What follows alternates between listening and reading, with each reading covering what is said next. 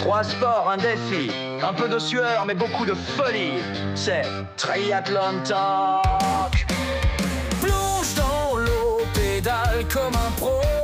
Cours jusqu'au bout et garde le tempo. C'est pas toujours facile mais on en rigole. Bienvenue dans l'aventure Triathlon Talk. Et bien le bonjour très chers sportifs et sportives dimanche, j'espère que vous allez bien, que vous n'êtes pas en train de drafter, ça va être le sujet. Je rentre direct dans le vif aujourd'hui dans Triathlon and Talk. On va parler de ce sujet qui fait suer ceux qui ne le pratiquent pas et qui est totalement oublié par ceux qui le pratiquent. Et je veux bien sûr parler du drafting. On va voir absolument tout ce que c'est que le drafting, comment est-ce qu'on peut le pratiquer ou non, les règles officielles. Quels sont les gains et qu'est-ce que vous pouvez y gagner à pratiquer le drafting ou non? Mes conseils pour éviter le drafting, évidemment, si vous avez prévu de participer à un Ironman, un triathlon, ainsi que les petits groupes qui pratiquent le drafting et comment les repérer et est-ce que c'est grave? Comment est-ce que vous allez drafter ou pas à la fin de cet épisode? On va voir ça tous ensemble. Comment est-ce que j'en suis venu là? Il y en a qui ont suivi. J'ai fait l'Ironman des Sables d'Olonne 140,6 en 2025, il y a maintenant un mois. Et c'était absolument hallucinant le nombre de packs en vélo. Alors on appelle packs les gens qui roulent ensemble et qui ne se doublent pas. Pour rappel, les règles officielles, vous avez 25 secondes pour doubler quelqu'un. Vous ne pouvez pas rester aux alentours de sa roue.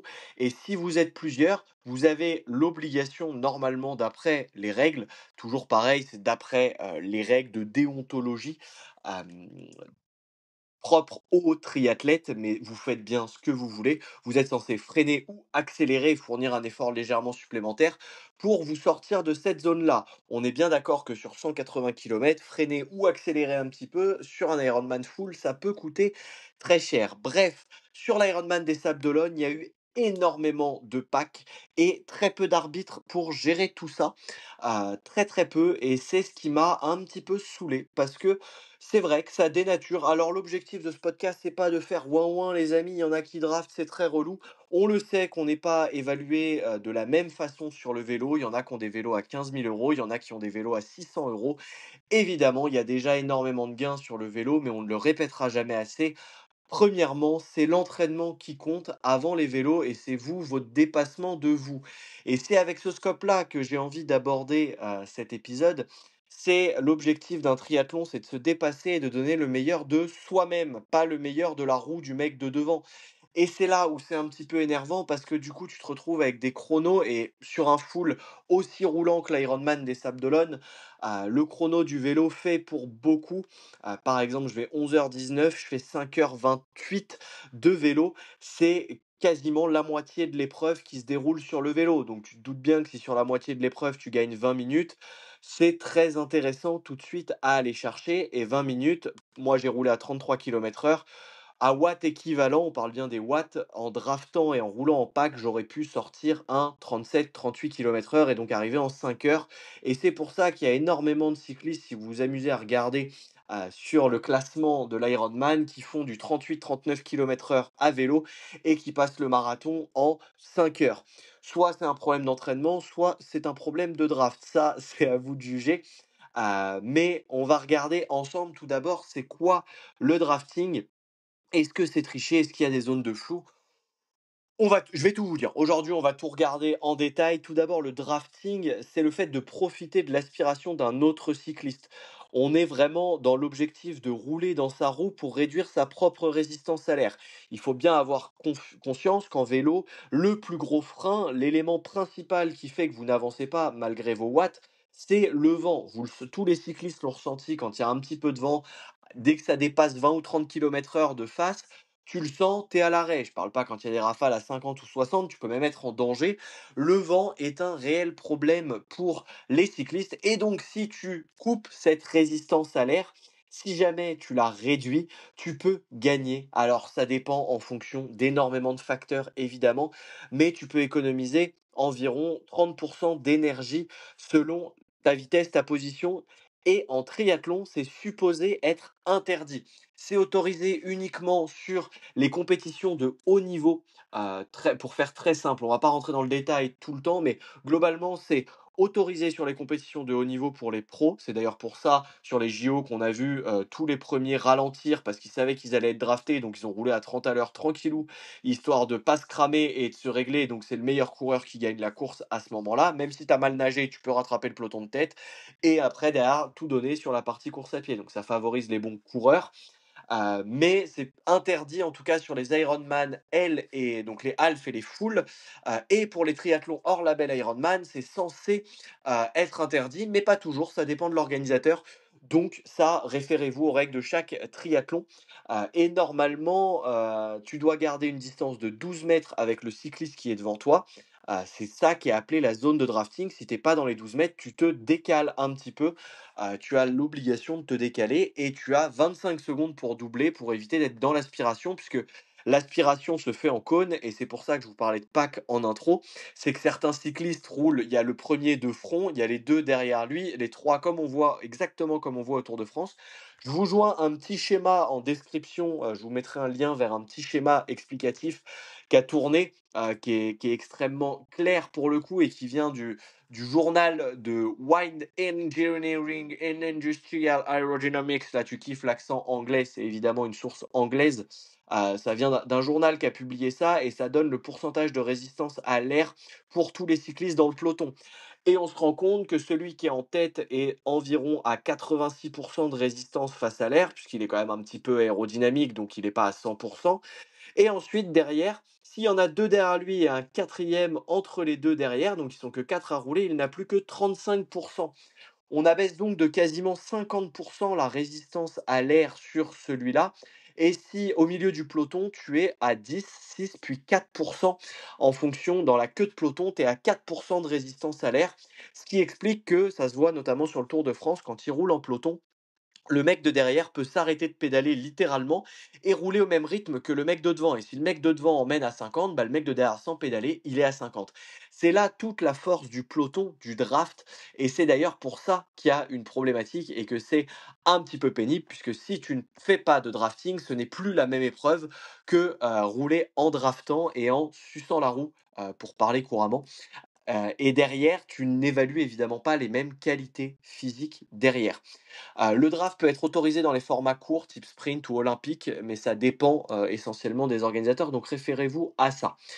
Vous avez 12 mètres, 25 secondes pour le faire et tu dois évidemment tout de suite sortir et pareil, si vous êtes en pack, vous avez l'obligation, si ce n'est, légale, en tout cas morale ou éthique à mon sens et là, on va toucher un autre petit, point, qui n'est stipulé nulle part, là, on est dans les règles pures et dures, c'est que, si tu veux avoir ta moyenne à vélo, on parle de ta moyenne, si tu veux faire une grosse sortie vélo et drafter, inscris-toi à une cyclo, ne t'inscris pas à un Ironman. Sinon, avec la même mentalité et que tu ne peux rien y faire, pourquoi est-ce que tu ne te piques pas à l'EPO? Puisque c'est interdit, mais ça va augmenter substantiellement tes gains. Donc potentiellement, fais-toi une picouse de PO. Si t'es pas pécho, bah trop bien. C'est exactement pareil avec le drafting. Et c'est une espèce de dopage technologique, mais sans qu'il y ait de technologie, de techniques, d'astuces de course.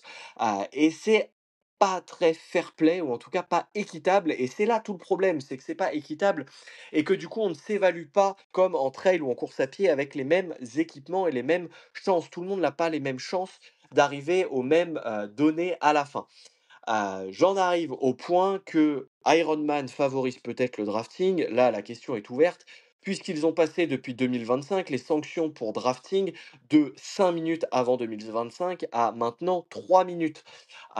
Ils ont donc réduit de 2 minutes la pénalité, sur les drafts, sur les full Ironman et c'est pas même passé à 2 minutes sur les 73.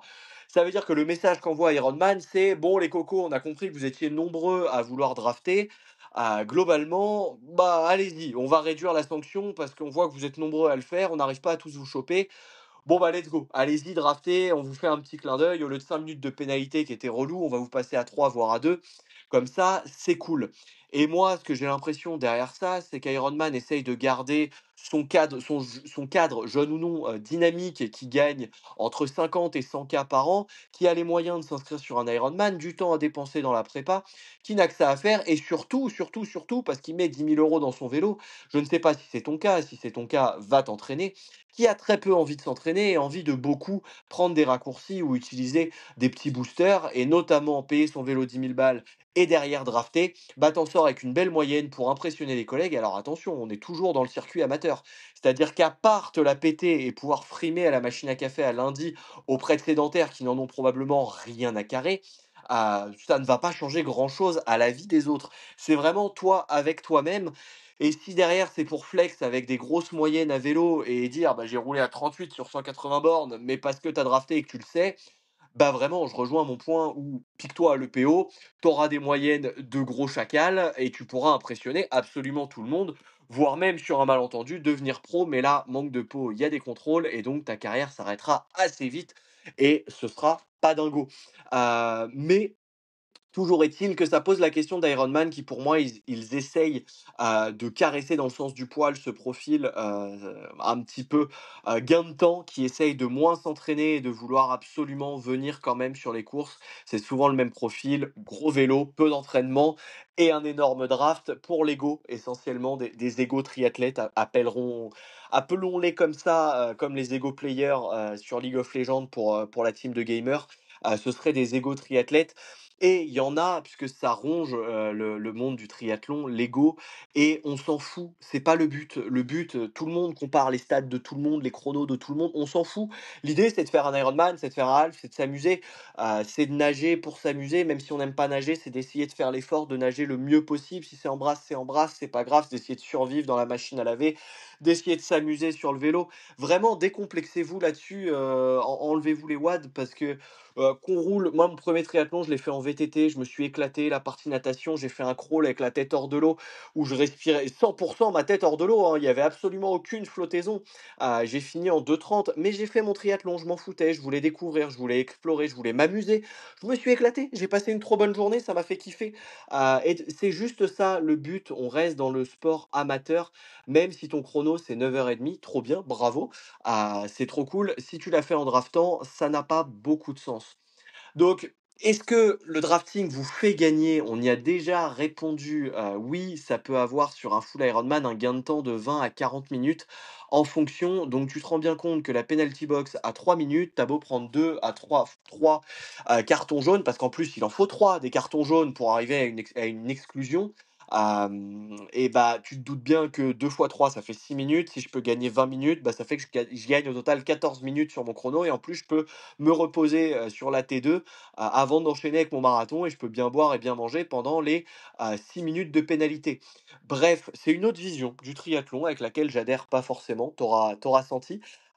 Pour moi, est-ce que c'est en gros jouer avec tes propres limites et tes propres leviers, quitte à exploser, à mal gérer, à te soumettre à contraintes de la course? Ou est-ce que c'est en gros être clean ou pas être clean? Ou est-ce que tu le fais pour ton ego, tu le fais pour flamber, pour dire voilà, je voulais vraiment un gros. Si tu es OK avec ça, moi, il y a aucun souci. Si vous êtes OK avec le fait de drafter et que l'objectif, c'est de finir juste avec un énorme chrono et comme tout le monde draft, bah, vous draftez aussi, il y a pas de souci vu que c'est le jeu un petit peu en triathlon actuellement, il y a pas de galère là-dessus. Mais c'est juste qu'après, tu sais, pour moi, assumez-le, en fait. C'est juste ça, c'est pas très grave. C'est juste, bah oui, moi, par contre, sur le vélo, j'ai drafté comme un gros porc. Du coup, j'ai roulé à 38, je suis trop content, j'ai fait un beau vélo. Bah ouais, bah là c'est cohérent, mais faire genre que parce que tu demandes à tous les triathlètes qui ont fait un full Ironman, il y en a pas un. Je vous attends en commentaire, en DM. Venez me dire, bah ouais, moi j'ai drafté, c'est ok. Il y en a plein, leur discours, c'est non, moi j'ai pas drafté, mais il y a des moments, tu connais, je t'ai bloqué dans un groupe avec exactement le même niveau que moi. Bah ouais, mais donc si tu roules au groupe dans le même niveau que toi, c'est que tu peux lâcher une accélération. Lâche une accélération et au pire, eux, ils sucent la roue, ils sont en tort, mais toi, tu draftes pas. Et derrière, freine un petit coup ou arrête de pédaler 5 minutes, prends un ravito, arrête, ralentis un petit peu plus sur un ravito pour prendre un bidon, laisse-les partir, ils partent très très vite parce que dès que tu décroches, ça part très très vite et ça ne pénalise que pour une seconde ta course. Donc non, c'est un faux ami et c'est une fausse excuse que de dire ça et c'est ça qui est énervant, je trouve, c'est que ça manque d'honnêteté, ça manque de franchise chez les triathlètes qu'on drafté, de dire: «Ouais, j'ai drafté». Il y a même des mecs sur Insta qui publient leurs photos de natation, leurs photos, de course à pied et omettent complètement les photos de vélo et tu te dis: «Mais le pack vé photo, il est vendu 80 €, les petits potes, c'est hyper cher». Ils nous vendent 10 photos, 80 €. C'est Ironman, ils font du blé sur tout ce qu'ils peuvent, ça c'est OK. Et les mecs te disent que pour 80 € les 10 photos, ils en ont qu'1 en natation et 4 en course à pied. Et les 5-6 photos en vélo, bah, on les verra jamais. Bah, pourquoi? Bah, parce qu'ils sont au milieu d'un pack, donc soit le photographe les a pas vus parce qu'ils étaient 30 ou 40 au moment où ils passaient, soit le mec, ça se voit qu'il est en train de drafter et auquel cas il a pas voulu la mettre parce qu'il ne l'assume pas. Donc c'est pas grave, mais assumez-le, c'est pas grave de drafter en soi. Moi le problème c'est plus Ironman qui le favorise et notamment factuellement, sur l'Ironman des Sables d'Olonne, j'ai croisé que 3 fois un arbitre et l'arbitre sanctionnait uniquement il a pas sanctionné les pelotons, il sanctionnait uniquement le draft pur. C'est-à-dire que quand quelqu'un roulait et suçait vraiment une roue et se mettait à l'abri derrière une roue, donc tu 2, il y en a un qui suce la roue, là, celui qui est derrière est sanctionné. Par contre, tu 30, il y en a pas un qui est sanctionné dans le peloton. Et j'ai croisé que 3 arbitres sur les 180 bornes. Du coup, 3 arbitres, il faut 3 cartons jaunes pour être, éliminé. Bah, j'aurais pu drafter tout du long. Je prenais un risque, une fois, ils me croisent pas, bon, bah, ils me voyaient que 2 fois, je prenais mes 6 minutes et même pas sûr de pénalité et c'était good. Donc en gros, pour moi, comment savoir déjà si vous draftez? Vous avez un petit moyen, visuel à faire. En gros, si vous voulez le faire tranquillement, un peu comme moi, avec votre ego, en vous disant: «Moi, je veux savoir vraiment ce que je vaux sur le vélo, je veux vraiment me dépasser, je veux vraiment tout donner pour moi», ça, c'est possible, mais derrière, c'est comment est-ce que je le repère? Comment est-ce que je sais si jamais je suis vraiment à 12 mètres ou pas à 12 mètres derrière? Ça, c'est compliqué de l'estimer et pour ça, vous avez la possibilité de compter, jusqu'à 3. Moi, c'est ce que je fais, ça marche assez bien. Vous comptez jusqu'à 3 secondes, donc 1, 2, 3, en prenant un point de repère, un poteau électrique, quelque chose qui bouge pas sur le bord de la route. Vous regardez le mec devant vous et quand il le passe, vous comptez 3 secondes. Globalement, c'est à peu près, c'est une moyenne, c'est très empirique, hein, c'est à utiliser pendant la course. Si vous êtes en dessous des 3 secondes, c'est que vous êtes un peu proche du gadget. Si vous êtes au-delà des 3 secondes, c'est que potentiellement, on peut pas vous dire grand-chose et c'est OK.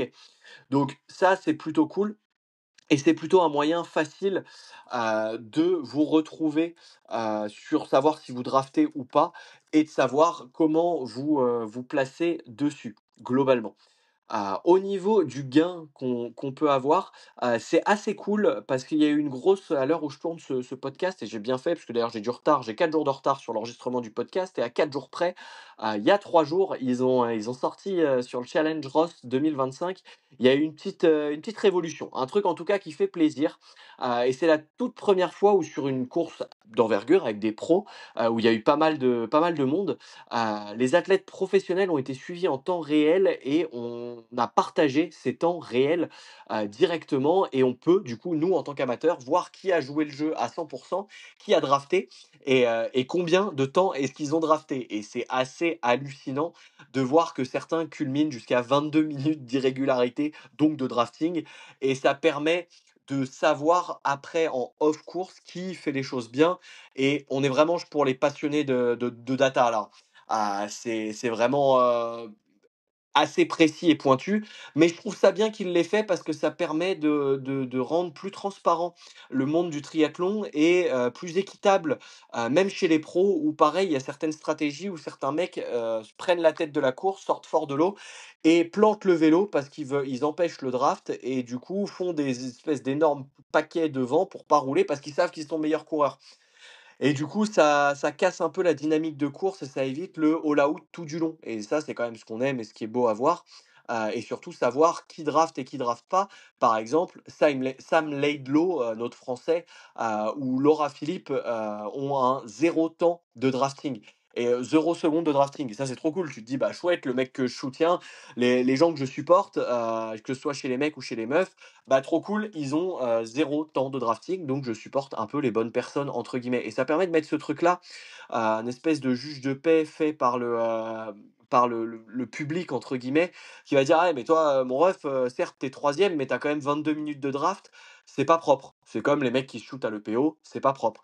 Encore une fois, le PO est interdit, le draft est interdit. C'est la même chose. À partir du moment où tu transfères une règle, tu peux transgresser, pardon, une règle, tu peux transgresser toutes les règles. Ça, c'est toi et ton ego, et c'est pour ça que pour moi, si tu as envie de tricher, triche, mais assume-le, c'est pas grave.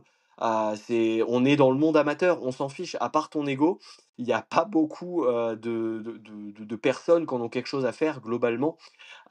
C'est pas fou.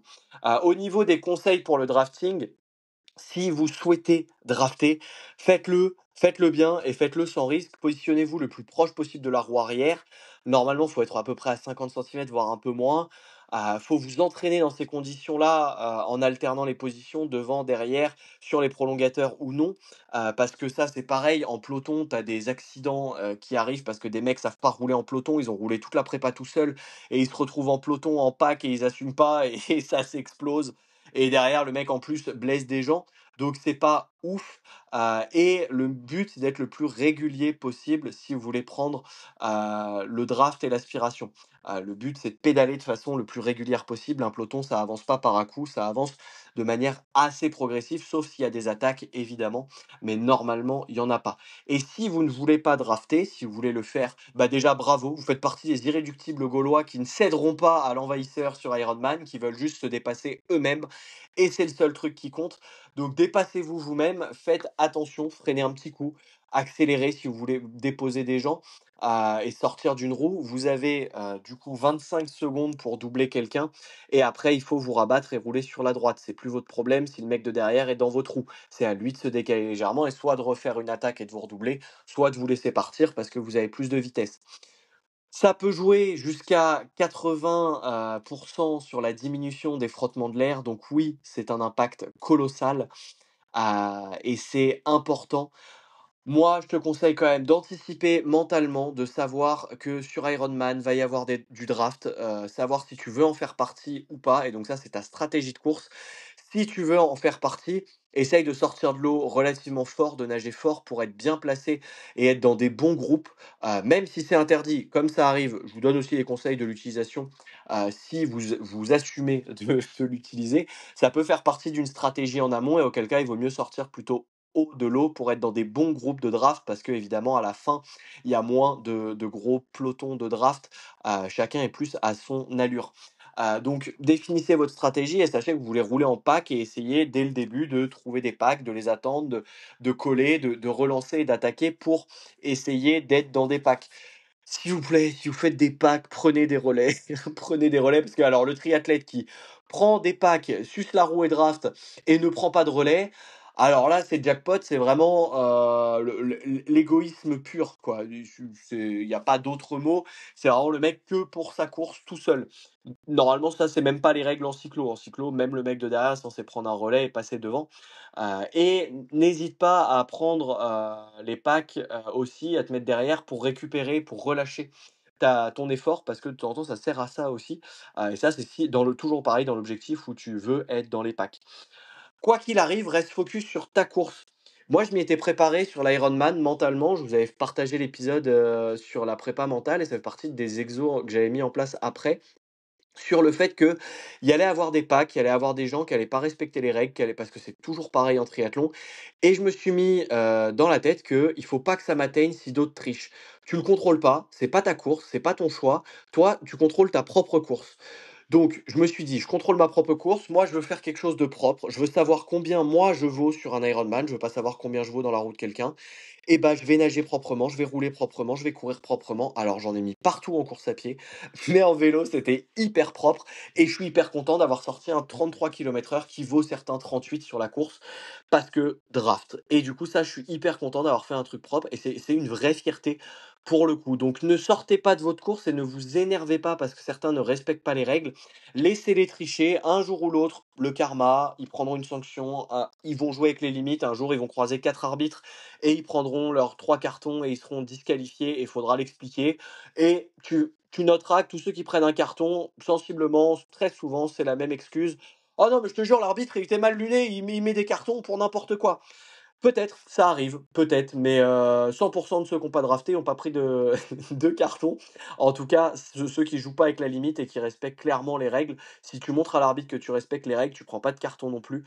Les arbitres n'en mettent pas. Moi, j'ai rigolé avec les arbitres, je leur ai parlé, ils sont très détentes, même si on rejoint le point que c'est très bizarre de faire arbitre un dimanche, mais il en faut, ça permet de faire vivre l'épreuve, et c'est très, très cool. Donc chill, on s'énerve pas, on sait que ça va arriver et on reste concentré sur sa course et sa propre stratégie si on a décidé de pas faire de drafting. Voilà, tu sais tout sur le drafting en triathlon, les règles, les gains, les risques et comment gérer ça intelligemment le jour J. Hésite pas, si tu as aimé cet épisode, à t'abonner, à le partager, à en discuter, à l'envoyer à ton pote qui draft tout le temps et qui pense qu'on le crame pas, qui est toujours, ou à ton pote qui est toujours un mètre derrière toi dans la sortie vélo et qui prend jamais de relais.